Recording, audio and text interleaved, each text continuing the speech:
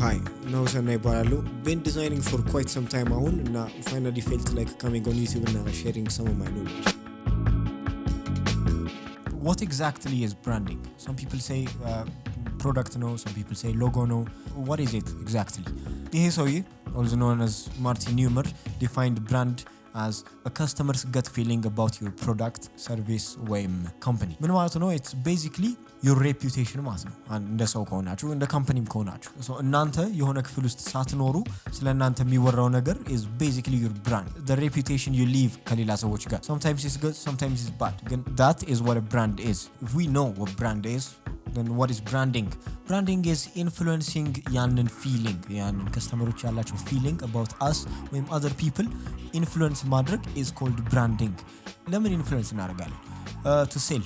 More people recognize ባደረጉን ቁጥር, the more people trust ባደረጉን ቁጥር, the more it's easier to market ለነሱ እና sell product, services, anything. If you manage to influence enough people's feeling towards your product or service, you're more likely to get better market share.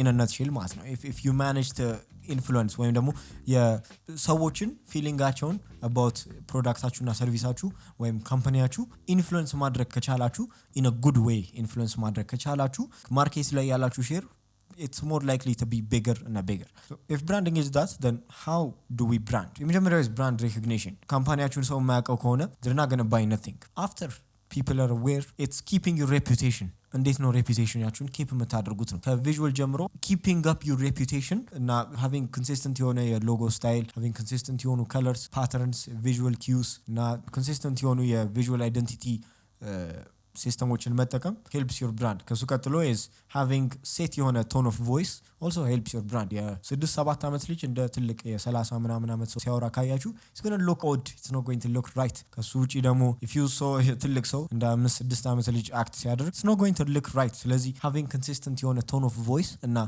የብራንድ ፐርሰናሊቲያችሁን consistently መጠበቅ is going to help የብራንድ ሬፑቴሽናችሁ እንዲያድግ የመጨረሻው is consistency. Branding is not a short term goal. Branding is some high ዓመት የ10 ዓመት ፕሮጀክት ለካምፓኒያችሁ even 10 ዓመት maybe ትንሽ ስለዚህ being consistent through that long time እና building ጥሩ የሆነ reputation is going to make your brand feel በጣም robust እና እንትን this doesn't work ለእንትን ብቻ ለcustomer facing products ብቻ አይደለም የሚሰራው it can still work B2B ለሚሰሩ ካምፓኒዎችም ለሰርቪስ ካምፓኒዎችም ይሰራል. You don't have to be a lotion company ወይም የጫማ ፋብሪካ ስለዚህ being consistent in your brand makes you more and more likely to be recognized and branding you well done እንዲመስል ያደርገዋል ማለት ነው. A good question to ask እዚህ ጋር is when somebody is looking at your brand who would rather they buy from? So basically it's who you stand for, who you stand against, what are your beliefs. እና የቀረው is behaving consistent በሆነ way